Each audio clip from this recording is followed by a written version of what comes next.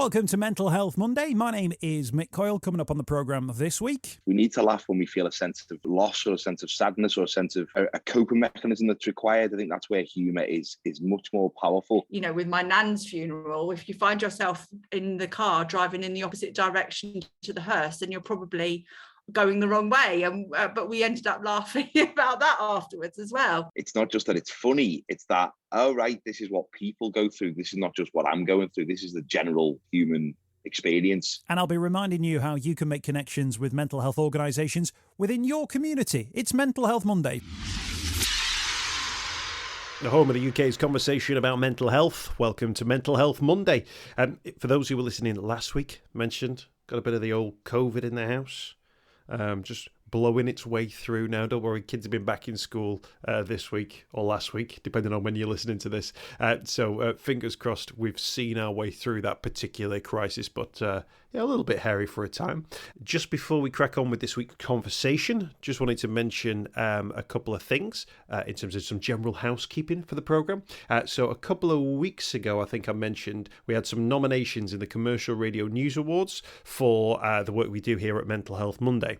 So we were up in two categories for Best Campaign, which was our Iron Men campaign on World Suicide Prevention Day, and it was also nominated in the Best News Story and Coverage for World Suicide Prevention Day for the Iron Man campaign. I also had a nomination in our Best Interview category for an interview I did with someone who had gone through conversion therapy as part of a project I was working on for the Hits Radio and Hits Radio Pride team. So 3 nominations, which was great, heading down to London with those 3 nominations, sort of hoping that you might maybe get one or get a runners-up or whatever, bit of a certificate. Anyway, I won all 3. all 3. All 3 awards, which has been, really quite something. So the Iron Men were championed as the best campaign. The Iron Men were also championed for the best coverage as well. So if you want to listen back to previous editions of Mental Health Monday, where you can find out the latest about what the Iron Men project was all about, what we did with it, there's video content that sits alongside it as well. Just scroll on back to World Suicide Prevention Day last year, end of August, start of September 2021. Thank you to everybody who took part in that. It was really, really huge. Thank you as well to those people who spoke to us about the conversion therapy story as well, and to my colleagues at Bauer Media who were able to work with me on that particular project and also get some cracking interviews that the judges wanted to recognise and did recognise at the Commercial Radio News Awards. So it's been a really great day. 3 trophies to come home, and really quite something. Now, let's crack on with this week's conversation. Let's get back down to business here on Mental Health Monday. We've got Siobhan Roxburgh and Sam Avery on the show. You might know Sam, he's a comedian, and you may have seen him on social media. You may even have seen him on stage. Now, the pair of them work with the Comedy Trust. Now, the Comedy Trust do some fantastic work using comedy as a tool to connect with communities. And they've got a new project which is up and running, and it's called Laughter After Loss. Now, this is for people who have experienced a loss of some kind to sign up. And actually, it seems quite counterintuitive, this, but to sign up to take part in a comedy course. Now, we'll hear this week about how that's going to work and about where those two sort of things that maybe don't quite feel like they fit together can actually be really beneficial. But laughter and loss are the topics of the conversation. Laughter After Loss is the name of the new project. A really great and exciting idea, this one. TheComedyTrust.com has got information about this from the team at The Comedy Trust. That's TheComedyTrust.com. You can sign up to Laughter After Loss and also get involved because they're actually even going to have a showcase of talent coming up at the Liverpool Comedy Festival as well, which is a real opportunity. But if you're thinking, why would people want to laugh after a loss? I think this conversation absolutely makes sense. We'll hear from Sam in just a few moments' time. First up, Siobhan explains exactly what Laughter After Loss is all about. So, Laughter After Loss, it does sound strange, but it immediately appealed to me because I think of laughter as being a fantastic way to try and deal with mental health issues, because I don't mind saying that I'm a sort of a bit of a survivor of that myself a little bit, and actually working with the Comedy Trust, doing some of the work that I've done previously, being involved in comedy. I was part of an improv group as well. That has been really useful to me. But it's also kind of backed up by a bit of the science that we've been looking at as well. So there's particularly a professor at Columbia University who specifically looks at how laughter can help with dealing with bereavement and loss. He's done a lot of research into it as well. And he's found that people who do use laughter when they talk about people that they've lost, they do better at maintaining their support networks.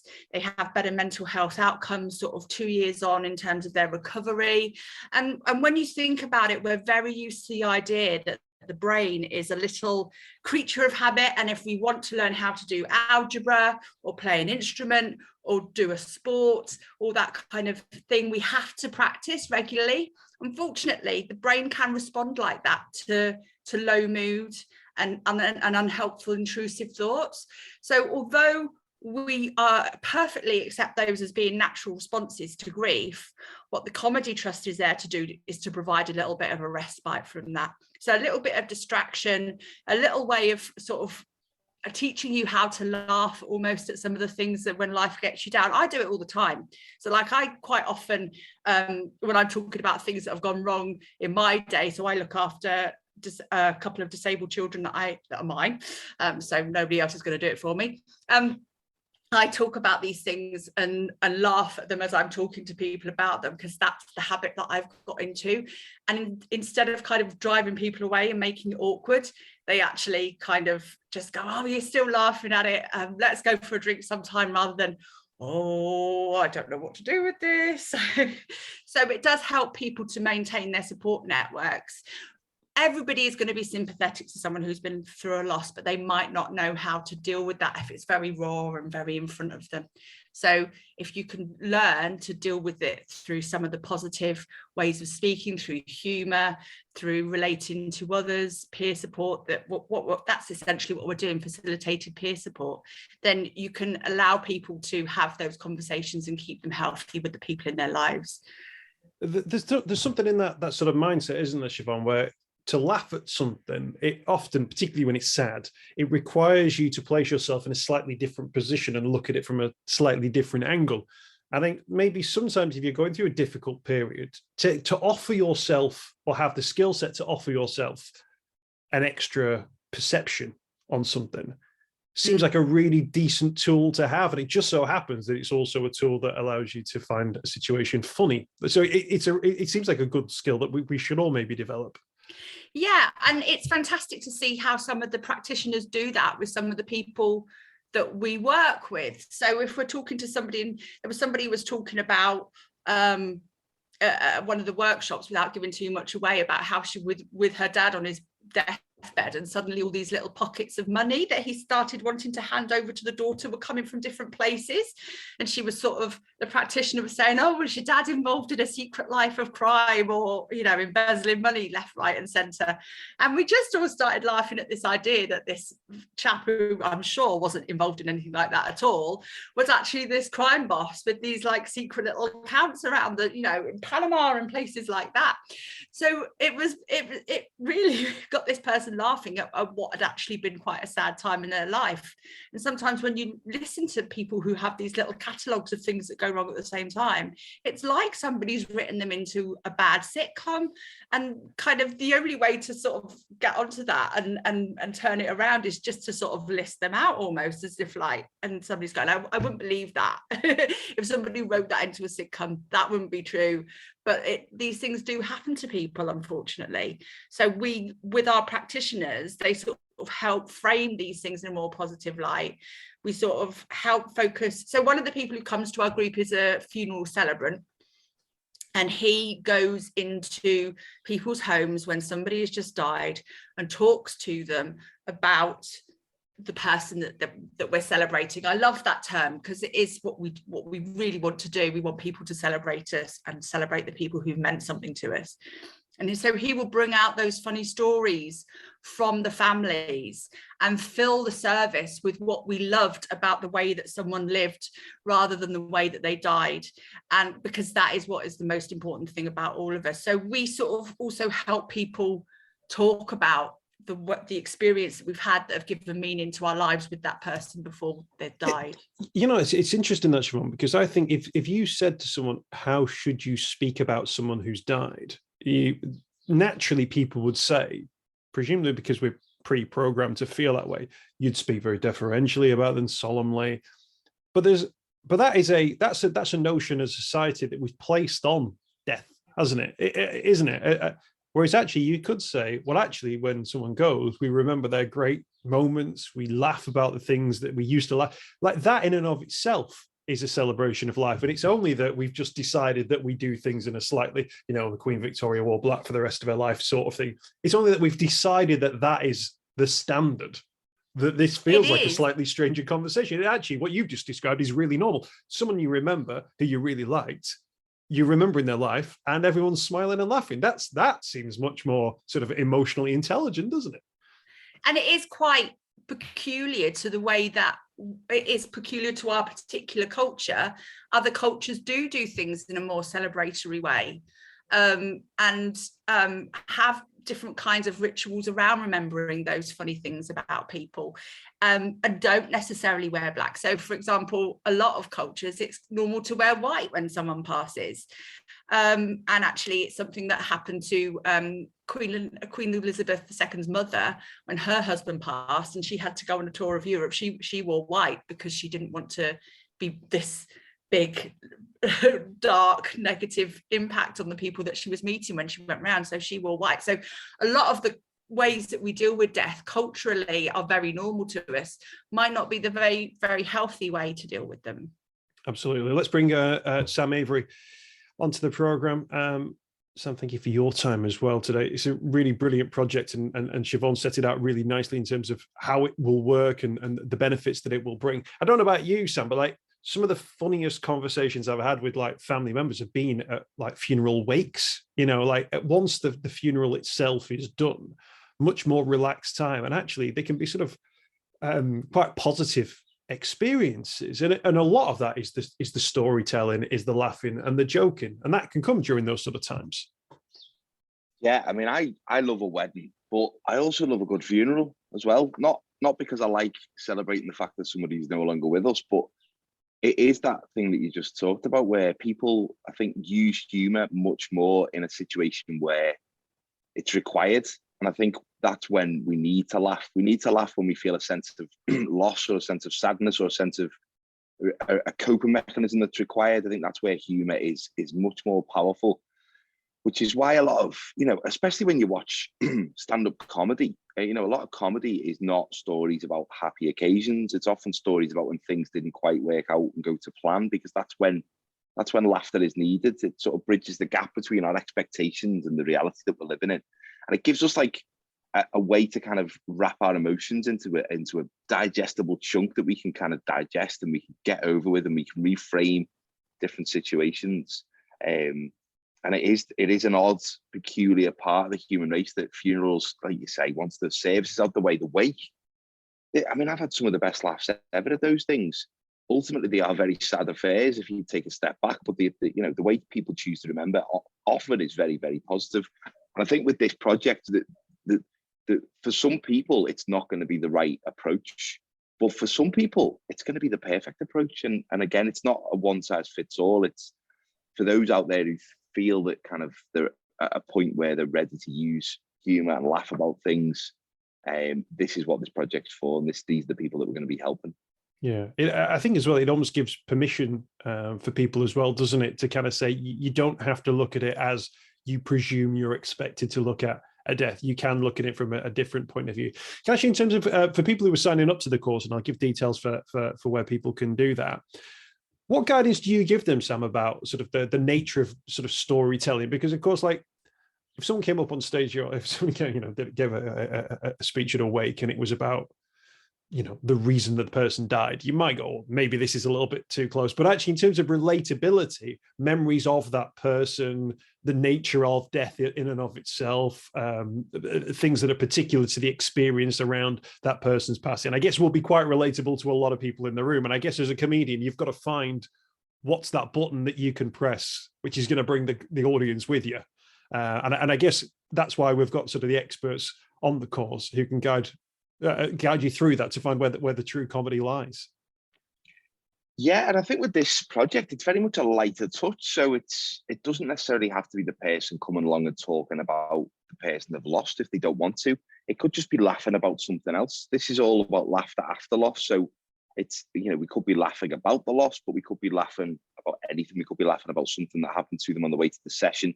It could even be just them coming along and really passively just enjoying the session without being the front and center and life and soul of the whole thing. But humor's got this great way of sort of finding the right way for each individual to be able to use it in a way that's useful for them. And I think that's what we want to encourage with this. Because you're right, it can get too close to the knuckle, and some people enjoy that, some people don't. So it's kind of finding out what works for each individual and what people are ready to commit to.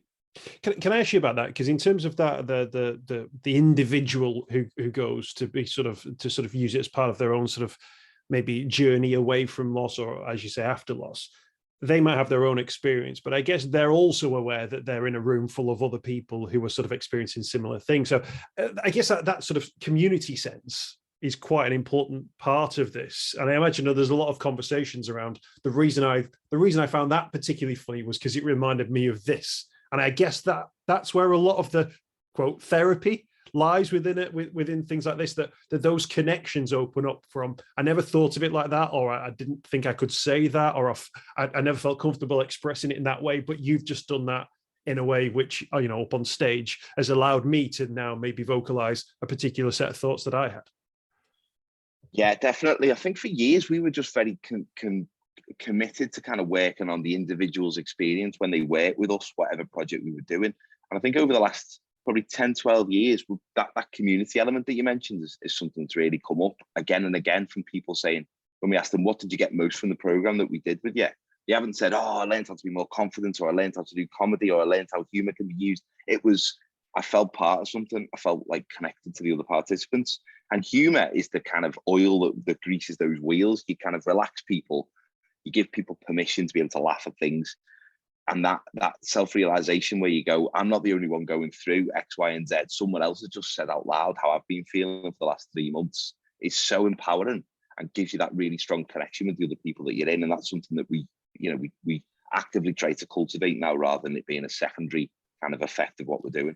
Absolutely. And if I had a little bell that would go off, or a siren every time someone used that phrase from a positive point of view when it comes to mental health, I feel like I'm part of something.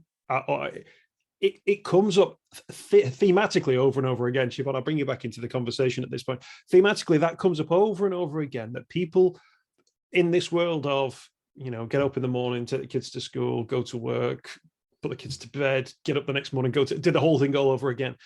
This sense of, I feel like I'm part of something. And I mentioned the word community as well before, and I used it deliberately because it's very much part of that. People suddenly feel like there is a world around them, and when they respond to it, it responds back to them. And when we talk about isolation and we talk about problems that people have around feeling like they're not connected to people, or they feel like they're lonely, Sam's described perfectly what we can also offer, which is actually people in a room where if someone talks, people respond.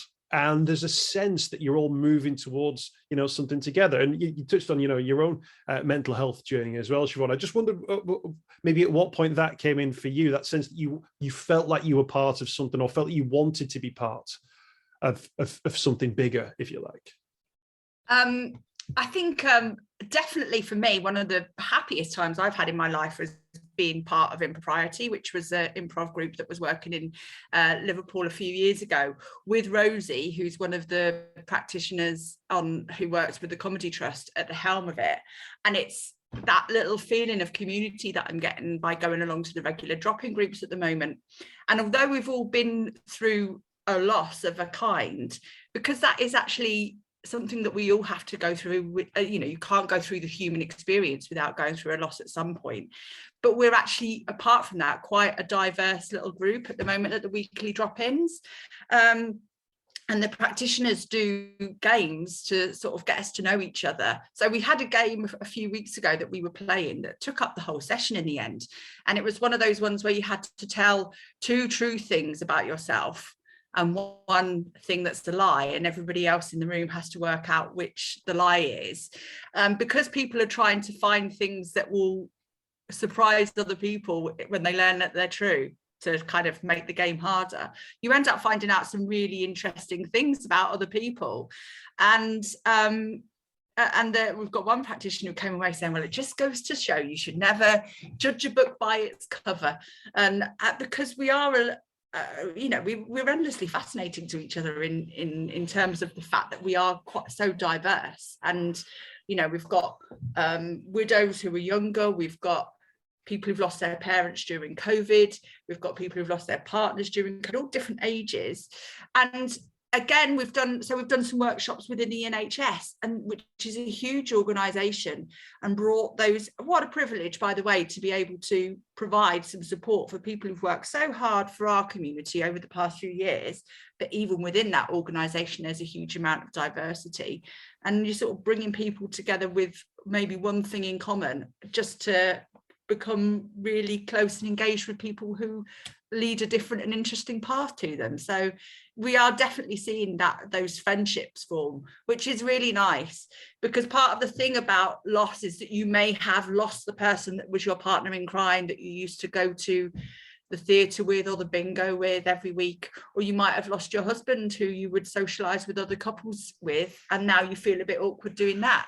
So the social aspect is really important to people as well. Nobody needs to feel awkward about coming into the space, which is certainly something that other participants have mentioned. I've felt a bit withdrawn, because I feel like if people go, oh, where's your husband, or blah, blah, blah, and I have to say they're dead, I've just dropped a weight on their day.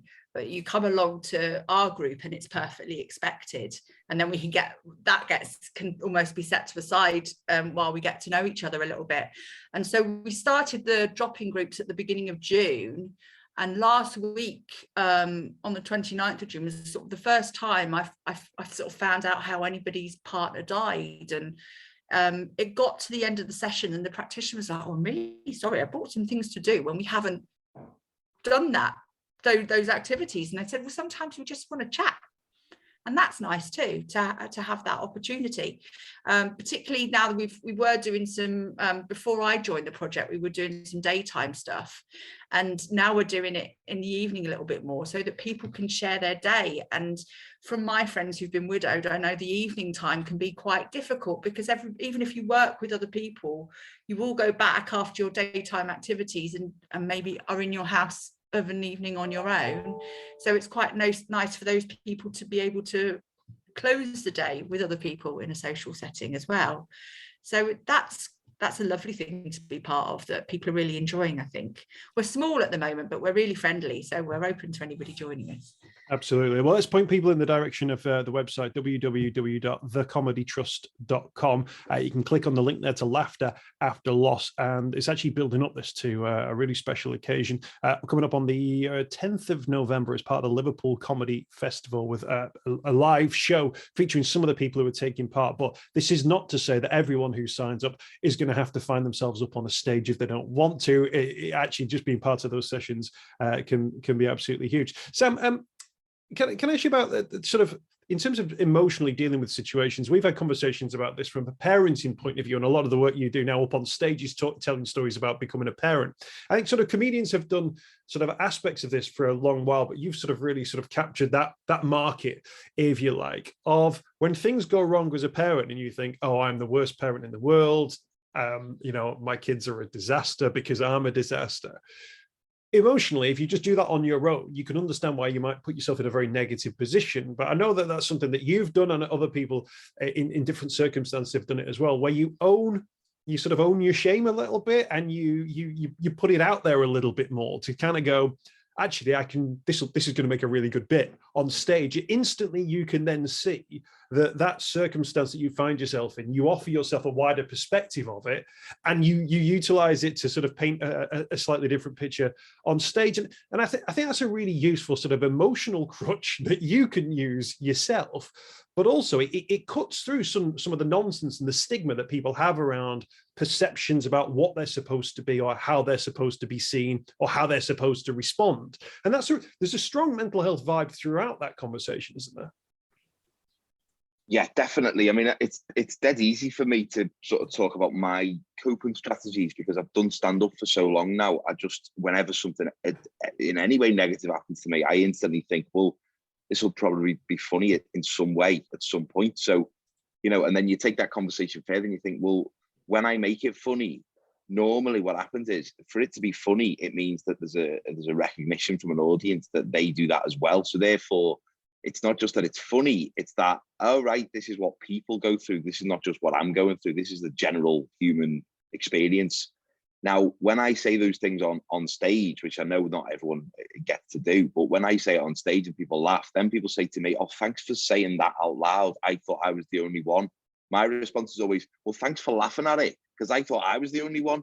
And obviously, there are things I'll say and people might not laugh because maybe I've not said it correctly. I need to change the way I build up to that. But it's a two-way street. It's not just the audience telling me that they find, they're glad someone else is saying it. I'm really glad that other people are responding to it. From a non-comedian point of view, that doesn't have to be getting up on stage. That just has to be telling a friend, telling a colleague, talking about something to someone. And it doesn't have to be this hilarious anecdote, but just saying out loud what you're going through, especially in a supportive and safe group like we're cultivating here, is so powerful when you get other people go, yeah, that's me as well. And then you go, oh, right, I spent 2 years thinking I was weird. And actually, the only thing weird is not saying it out loud because everyone else is feeling that. So it's super powerful and goes back to the cliche. And a lot of cliches have an element of truth in them. A problem shared is a problem halved. And as much as that might be on tea towels in your nan's house, it's true. So that's what we're doing in a slightly more, updated way. Yeah, I think that's absolutely huge. And actually, as you mentioned, it doesn't have to be up on stage. It can just be, that conversation. And I've done this where you're talking to 4 or 5 mates, and then you say something and there's little or no response. And then, an hour later, you get a little nudge and it's like that thing you were saying before, that I really related to that. Oh, that sounds like me. And I think that for me is where those sort of breakthrough moments are.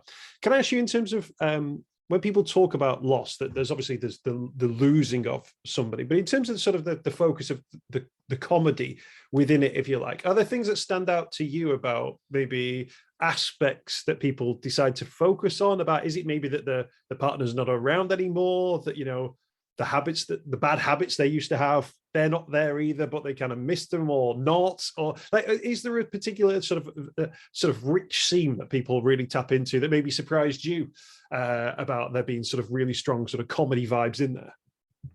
One of the things that came up and has come up again and again is, again, that perception of what's going to happen versus the reality. That's where a lot of comedy lives, whether it's scripted comedy, real life comedy, or whether it's sitcoms even. Reality and perception are often completely different. So one of the things that comes up a lot on this program is the 5 stages of grief. They're supposed to come in this certain order, and they're going to linger for a certain amount of time, and then the next one's going to be in the queue behind them, and then they'll turn up. And that's not the case for most people. It's just this ramshackle soup of emotions whirling around their head, and there's kind of the jump in the queue, they're pushing each other out the way, and there's just all these different emotions are coming. And it's dealing with all of that and knowing that one day you might have 5 different emotions in that same day, and different days are going to be different. You're going to have good days and bad days, and actually laughing about that. And that's been really powerful for people to acknowledge that, oh, right, is everyone else the same? I thought it was just me, because of all the things I've read says, first you're going to feel this, then you're going to feel that. And the reality is not that. Siobhan, I don't want to give away any of the sort of the stories that people might be telling on stage, but I'll ask you the same question, if that's okay, because I think it'll give people a sense of the sorts of things that they might be able to talk about and share as part of these conversations. Some people share some of the little jokes that they had with the person before, that their private in jokes that they had with the person before they passed, when the person, found a way to laugh at their own suffering. That's really touching, and it's really inspiring, actually, to find, that I think not only to us to listen to it, but when people realise that, that person was finding a way to laugh at their own suffering or the ridiculousness of it before they passed. And it just kind of reminds the person who is relating it that person has wanted them to go on and live their life with humour and laughter in it after they've passed, because it sort of dispenses with some of that guilt that some people might feel about, you know, taking up comedy because my partner died. That's not right. But actually, you know, if you've shared laughs with that person before they've passed, they don't want that to stop when they've passed as well. And then it's just finding people discovering themselves again, and you know, finding a new voice, a new way of framing things is just really, really lovely. You know, I personally use it all the time to talk about my kids, and you know, I can't get away from that, because it just my life does sound like a sitcom a lot of the time when I describe it to people, and it is the only way. It's like Sam says, and you know, Sam's doing a form of extreme parenting by raising twins, and I'm doing another form by raising children with special needs. But it's not laughing at special needs, it's just laughing at life, really. And that's what people are learning to do with us, is just find the funny in life. It can come from anywhere. It, you know, from talking even about funny things that happen to the funeral, like, you know, with my nan's funeral, if you find yourself in the car driving in the opposite direction to the hearse, then you're probably going the wrong way, and but we ended up laughing about that afterwards as well. You know, it can come from anywhere, really. It's just life. Absolutely. I know a friend of mine became a dad to twins, similar time to Sam's, actually. And one of the midwife at the time said to him, you do know that of all people who are married when they have twins, only like 23% of them are still together after 10 years or something like that. Like this was part of the pep talk going into parenting. And I thought, well, if you didn't laugh at that, like, the other response to that is stand up and walk out of the room and, you know, Reggie Perry into the seat. Like, there's no, like, what else are you supposed to do other than laugh in a situation like that? We're not here to talk about your married life or anything like that, though. But that was an example of one of those things where you think, well, actually, their laughter would probably be the most appropriate response, because otherwise you'd find yourself sort of entering sort of more negative territory. Just finally, Siobhan, in terms of the people who've gone on courses like this, and the Comedy Trust has done brilliant work in this field for a number of years now, when people catch up with you a year down the line, 5 years down the line, even if they're not stayed in contact, what sort of things do they say to you about what they've done since, the conversations they've had, how they found it beneficial in the long run to get involved in something like this? Well, I am actually a graduate of one of Sam's stand-up comedy courses. That was my first contact with the Comedy Trust years ago, when my friend asked me to give a speech at her wedding, because she didn't have a father and I was her maid of honor, so I did that, and so it got me through that, and then I find it's quite useful for all kinds of confidence and speaking and that kind of thing. But we have participants who have been through a loss since having done a course with the Comedy Trust and have come back to that again. And I'm thinking of one of them particularly who his brother has passed more recently, and said that it made the passing and the atmosphere in the room, it kind of lifted it for everybody and turned it into an experience where that person could look back and go, you know, my brother had a good death, that the people surrounding him were focusing on all the right things and remembering him with humor, and a lovely atmosphere in the room with him at the end. That's really important. That's a lovely thing to hear back from somebody. And so, you know, we all get touched by loss, and for most of us, you know, it's not going to be the last time. You know, we will know other people as we get older who will pass as well. So these skills are life skills, really, to help you through all of it in the future. It can change, it just, you know, it changes your way of thinking, really. And actually, Sam, that's a great point to end on, that, you know, these are life skills. This is a skill set that we can learn. If you have the skills, you're much more sort of adaptable in those situations. Your emotional intelligence levels sort of increase as well, and it sets you, you know, in a slightly better place for dare I say, the inevitability of what will come in the future. Sorry, this is a really sort of quite depressing. You throw a joke if you want into this answer, Sam. But actually, as a skill set to have, this is a really strong one. That's the way I'll be positive about it. It's all about building resilience, isn't it? That's what we always talk about. But you can't affect what the world throws at you, but you can affect your response. And what we're doing with humour is we're building this muscle up to be able to deal with the bumps in the road that inevitably come as part of life. Absolutely. There we go. You summarise that much better than I. Thecomedytrust.com, click on Laughter After Loss. Get involved in this one as well. There's a mailing list you can sign up to as well to find out more information about the project and the other projects of the Comedy Trust as well. Thecomedytrust.com.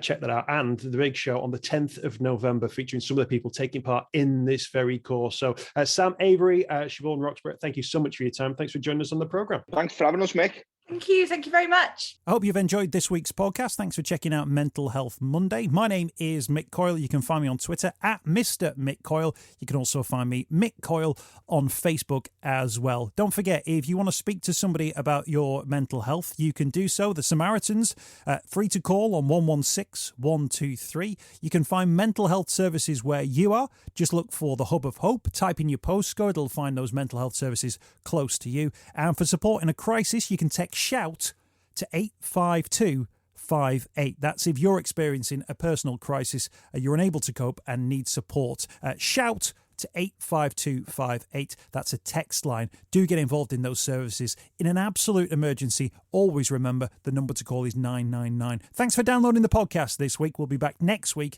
with more Mental Health Monday.